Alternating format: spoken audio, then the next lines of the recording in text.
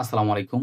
এই যে মহিলাকে দেখতে পাচ্ছেন, এর নাম হচ্ছে জয়া উইলিয়ামস এবং উনি একজন কোকা-কোলা এমপ্লয়ি। তো ২০০৬ সালে উনি করছে কি, কোকা-কোলার যে সিক্রেট, এইসব বড়, বড় কোম্পানির কিন্তু অনেক সিক্রেট থাকে। যেমন ধরেন বাংলাদেশে প্রাণ কোম্পানি। তো প্রাণ কোম্পানি তো চানাচুর, চিপস এগুলা বানায়।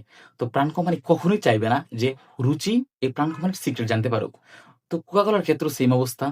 কোকা-কোলা কখনোই চাইবে না যে পেপসির মতো একটা কোম্পানি কোকা-কোলার সিক্রেট জাইনা যাক। লাইক কখন কত ফোঁটা এইটা দেওয়া লাগে, ওইটা দেওয়া লাগে এগুলা যাতে পেপসি না জানতে পারে। তো ওই মহিলা করছে কি এই একটা লিস্ট নিয়ে গেছে যে এইটা, এইটা, ওইটা, এইটা। আপনারা আমার কাছ থেকে লিস্টটা কিনে নেন ১.৫ কোটি $১.৫ মিলিয়ন এর বিনিময়ে। তো সবাই কি মনে করছে যে আরে মনে হয় পেপসি এটা কিনে নিবে। কারণ কোকা-কোলার একটা সিক্রেট পাইয়া যাইতেছে মাত্র $১.৫ মিলিয়ন এর বিনিময়ে। কিন্তু পেপসি এখানে একটা মহৎ কাজ করছে। পেপসির সাথে, সাথে হচ্ছে কোকা-কোলাকে ফোন দিছে যে, "হ্যালো কোকা-কোলা, তোমাদের কোম্পানির একজন কর্মচারী আমার কাছে তোমাদের সিক্রেট বিক্রি করতে আসছে। ওরে ধইরা নিয়া যাও।" মানে এইখানে হচ্ছে যে এরা হয়তো প্রতিপক্ষ কিন্তু শত্রু না। ঠিক আছে?